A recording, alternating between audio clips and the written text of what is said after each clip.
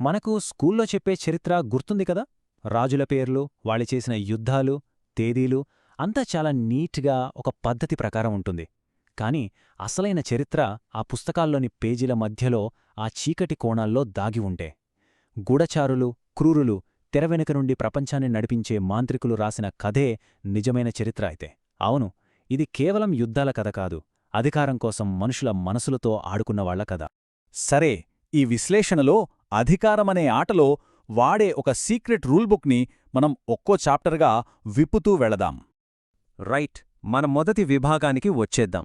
నిజమైన అధికార పోరాటాలు మన కళ్ల ముందే బహిరంగంగా జరుగుతాయననుకుంటాం, కాని అది నిజం కాదు. అసలైన ఆట, అసలైన చరిత్ర ఎప్పుడూ నీడల్లోనే మొదలవుతుంది. చూడండి, స్కూల్ పుస్తకాలు ఏం జరిగిందో, ఎప్పుడు జరిగిందో చెప్తాయి. కాని ఎలా జరిగింది, అసలు ఎందుకు జరిగింది అనే లోతైన ప్రశ్నలకి అక్కడ సమాధానం దొరకదు. అశోకుడు కళింగ యుద్ధం తర్వాత గొప్పవాడిగా మారాడని చెప్తారు. కాని ఆ గొప్పదనం వెనుకున్న భయంకరమైన హింస గురించి, అధికారం నిలబెట్టుకోవడానికి వాడిన సైకలాజికల్ ట్రిక్స్ గురించి పెద్దగా మాట్లాడరు. అంటే విషయమేంటంటే, చరిత్రను అర్థం చేసుకోవాలంటే అధికారం వెనుకున్న సైకాలజీని అర్థం చేసుకోవాలి. ఇది కేవలం పాత కథల గురించి కాదు, ఈరోజు కూడా మనల్ని ప్రభావితం చేస్తున్న మానవ ప్రవర్తన గురించి. మనందరికీ ట్రోజన్ హార్స్ కథ తెలుసు. పైకి చూస్తే అదొక అందమైన బహుమతి, ఒక చెక్క గుర్రం. కాని లోపల చావుని మోసుకొచ్చిన శత్రువులు. ఇక్కడ పాఠమేంటి? ఎదురుగా కత్తిపట్టుకునొచ్చే శత్రుకన్నా స్నేహితుడ్లా నటిస్తూ బహుమతి రూపంలో వచ్చే శత్రువే అత్యంత ప్రమాదకరమైనవాడు. ఈ టెక్నిక్ని ఈరోజుకి కార్పొరేట్ ప్రపంచంలో, రాజకీయాల్లో వాడుతూనే ఉన్నారు. మోసం గురించే మాట్లాడుకున్నాం కదా, మరి మోసంలో మాస్టర్ ఎవరు? గూఢచారి. ఇప్పుడు మనం వాళ్ల ప్రపంచంలోకి వెళ్దాం. గుర్తుంచుకోండి, వాళ్ల దగ్గర తుపాకుల కన్నా పొదునైన ఆయుధం ఒకటుంది. అదే ఎదుటివారి మనస్సుని చదవటం. నిజమైన గూఢచారి అంటే జేమ్స్ బాండ్ సినిమాల్లోలాగా యాక్షన్ హీరో కాదు. అతను ఒక సైకాలజిస్ట్. ఒక్క మాట కూడా మాట్లాడకుండా కేవలం బాడీ లాంగ్వేజ్, కళ్లల్లో కదలికలు, గొంతులో చిన్న మార్పు, వీటిని బట్టి నిజమెంతో కనిపెట్టేస్తాడు. వాళ్లు మాటల్ని వినరు, మాటల వెనక ఉన్న నిజాన్ని చూస్తారు. మరి వాళ్లు దీన్ని ఎలా చేస్తారు? సింపుల్గా 3 స్టెప్స్. 1. మాటల్ని పక్కన పెట్టి వాళ్ల చేతల్ని, హావభావాల్ని గమనించడం. 2. మామూలుగా వాళ్ళు ఎలా ఉంటారో ఒక అంచనాకి రావడం. ఇక 3ది చాలా ముఖ్యం, ఆ మామూలు ప్రవర్తనలో చిన్న తేడా వచ్చినా పట్టుకోవడం. ఉదాహరణకి, ఒక బిజినెస్ డీల్లో ఒక సీఈఓ ఇదే మా ఫైనల్ ఆఫర్ అని చెబుతూ తెలియకుండానే తన మెడ దగ్గర రుద్దుకున్నారనుకోండి, అక్కడేదో తేడా ఉందని, అతను అబద్ధం చెప్తున్నాడని లేదా అసౌకర్యంగా ఉన్నాడని గూఢచారికి వెంటనే అర్థమైపోతుంది. గూఢచారి మోసంతో పనిచేస్తే ఇంకొక వర్గముంది. వాళ్ళు భయాన్ని ఆయుధంగా వాడతారు. వాళ్లనే మనం శాడిస్ట్ అంటున్నాం. ఇక్కడ శాడిస్ట్ అంటే ఎవరో సైకో అని కాదు. భయాన్ని ఒక స్ట్రాటజీగా, ఒక వ్యూహంగా ఉపయోగించి జనాల్ని కంట్రోల్ చేసేవాళ్లు. మాకియావెల్లి ఏమన్నాడో తెలుసా? ప్రేమించబడటం, భయపెట్టటం, ఈ రెండిట్లో ఏదోకటి ఎంచుకోవాల్సొస్తే భయపెట్టడమే మేలు అని. ఎందుకంటే ప్రేమ నమ్మలేనిది, ఎప్పుడైనా పోవచ్చు. కాని భయం, అది ఎప్పుడూ మన కంట్రోల్లోనే ఉంటుంది. ఇది వాళ్ల ఫిలాసఫీ. చరిత్రలో దీనికి బెస్ట్ ఉదాహరణ చెంగిస్ ఖాన్. అతని సైన్యాలు ఒక నగరాన్ని గెలిస్తే ఊరుకునేవి కావు, మొత్తం నాశనం చేసేసేవి. ఇది కేవలం క్రూరత్వం కాదు, ఇదొక మెసేజ్. పక్కనున్న నగరాలకి ఒక వార్నింగ్, మాతో పోరాడితే మీ గతి కూడా ఇదే, కాబట్టి యుద్ధం చేయకుండానే లొంగిపోండి అని. అతని ఖడ్గం కంటే అతని పేరు వినిపించిన భయమే ఎక్కువ రాజ్యాలను గెలిచింది. దీన్నే భయం యొక్క ఆర్థిక వ్యవస్థ అంటారు. సింపుల్గా చెప్పాలంటే, జనాల్లో భయం పెరిగే కొద్దీ వాళ్లు తమ స్వేచ్ఛను వదులుకోవడానికి సిద్ధపడతారు. మాకు స్వేచ్ఛ కన్నా భద్రతే ముఖ్యం అనే స్టేజ్కొస్తారు. కొందరు నాయకులు కావాలని ఈ భయాన్ని సృష్టిస్తారు. ఎందుకంటే భయపడిన ప్రజల్ని పాలించడం చాలా సులభం. సరే, మోసం చూశాం, భయం చూశాం. ఇప్పుడు వీటన్నింటికన్నా శక్తివంతమైన ఆయుధం గురించి మాట్లాడుకుందాం. అదే మనోనియంత్రణ. దీన్ని వాడేవాణ్ణి మాంత్రికుడు అనొచ్చు.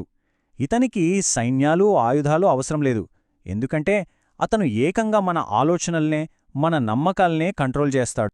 ఈ మాంత్రికుడి ఆయుధం పేరే ప్రొపగాండా. ప్రొపగాండా అంటే కేవలం అబద్ధాలు చెప్పడం కాదు, అది మన ఆలోచనల్ని తయారుచేసే ఒక ఫ్యాక్టరీ లాంటిది.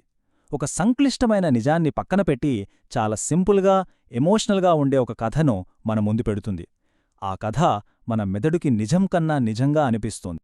ఇదే పని చేయడానికి 3 సింపుల్ రూల్స్ ఉన్నాయి. 1. చెప్పే మెసేజ్ చాలా సింపుల్గా ఉండాలి. 2. దాన్నే పదే పదే మళ్ళీ మళ్ళీ చెప్పాలి. 3. మన తెలివికి కాదు, మన ఎమోషన్స్కి టార్గెట్ చేయాలి. చరిత్రలో దీనికి అతిపెద్ద ఉదాహరణ నాజీ జర్మనీలో గోబెల్స్.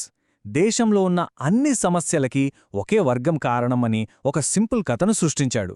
ఆ కథ ఎంత భయంకరమైన అబద్ధమైనా దాన్ని పదే పదే చెప్పి ప్రజల భయాన్ని, కోపాన్ని రెచ్చగొట్టి ఒక దేశం మొత్తాన్ని నమ్మించగలిగాడు. ఈ రోజు అదే ప్రోపగాండా మన ఫోన్లలోకొచ్చేసింది. Social media algorithms, 24 hour news channels ఇవన్నీ మనల్ని ఒక ఎకో ఛాంబర్లో బంధిస్తున్నాయి. అక్కడ మనకు నచ్చినవే వినిపిస్తాయి, మనం నమ్మినవే కనిపిస్తాయి. మెల్లమెల్లగా మనకు తెలియకుండానే మనం కూడా ఆ ప్రోపగాండాను వ్యాప్తి చేసే సైనికుల్లా మారిపోతాం. ఈ మాంత్రికుడు మన మెదడుకున్న ఒక బలహీనతను వాడుకుంటాడు. మనకు కాంప్లెక్స్ విషయాలకన్నా సింపుల్ కథలంటే ఇష్టం. అందుకే వాళ్లు ప్రతీ సమస్యను మనం వర్సెస్ వాళ్లు అనే ఫ్రేమ్లో పెడతారు. ఒక హీరో, ఒక విలన్. మనమెప్పుడూ హీరోలమే, వాళ్లు ఎప్పుడూ విలన్లే. ఇలాంటి కథ విన్నప్పుడు మనం ఆలోచించడం మానేస్తాం, కేవలం ఫీలవుతాం. సరే, ఇప్పటివరకు సమస్య గురించి మాట్లాడుకున్నాం. గూఢచారులు, క్రూరులు, మాంత్రికులు వీళ్లందరి ఆటల నుండి మనల్ని మనం ఎలా కాపాడుకోవాలి? ఇప్పుడు పరిష్కారం గురించి చూద్దాం. మార్క్ ట్వైన్ ఒక అద్భుతమైన మాట అన్నాడు. చరిత్ర పునరావృతం కాదు, కాని అది తరచుగా ఒకే లయలో ఉంటుంది. టెక్నాలజీ మారచ్చు, పేర్లు మారచ్చు, కాని అధికారం కోసం ఆడే ఆటలు, మనుషుల్ని మ్యానిపులేట్ చేసే పద్ధతులు వేల ఏళ్లుగా అవే ఉన్నాయి. మరి ఈ మాయాజాలం నుండి బయటపడాలంటే ఏం చేయాలి? 3 ముఖ్యమైన విషయాలు.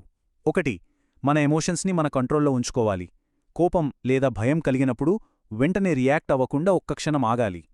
ఈ ఎమోషన్ వల్ల ఎవరికి లాభం అని ప్రశ్నించుకోవాలి. 2. మన ఎకో ఛాంబర్ని మనమే బద్దలు కొట్టాలి. మనం ఒప్పుకోని అభిప్రాయాలను కూడా కావాలనే చదవాలి, వినాలి. ఇక 3. చాలా ముఖ్యమైనది, చరిత్ర చదవాలి. ఈ ట్రిక్స్ అన్నీ కొత్తవేమీ కాదని అర్థం చేసుకుంటే వాటిని సులభంగా గుర్తించగలం. ఇక చివరగా అన్నింటికన్నా ఒక శక్తివంతమైన ఆలోచన. చరిత్ర అనేది గెలిచినవాళ్లు రాసిన ఒక కథ అయితే మన జీవిత కథను మనమే ఎందుకు రాసుకోకూడదు? మన గతాన్ని మనం మార్చలేం, కాని ఆ గతానికి మనమిచ్చే అర్థాన్ని మార్చగలం. ఒకరు నా చిన్నప్పుడు చాలా కష్టాలు పడ్డాను, అందుకే నా జీవితం ఇలా అయ్యింది అని చెప్పొచ్చు. ఇది బాధితుడి కథ. అదే వ్యక్తి ఆ కష్టాలే నన్ను ఇంత బలంగా తయారు చేశాయి అని కూడా చెప్పొచ్చు. ఇది హీరో కథ. గమనించండి, గతం మారలేదు, కేవలం దాన్ని చూసే కథ మారింది. చివరికి అసలైన అధికారమంటే సైన్యాలు కాదు, డబ్బు కాదు, తన కథకు తానే యజమానిగా ఉండటంలోనే అసలైన అధికారముంది. మరి మన కథను ఎవరు రాస్తున్నారు? మనమేనా, లేక వేరే ఎవరోనా? ఆలోచించాల్సిన విషయం.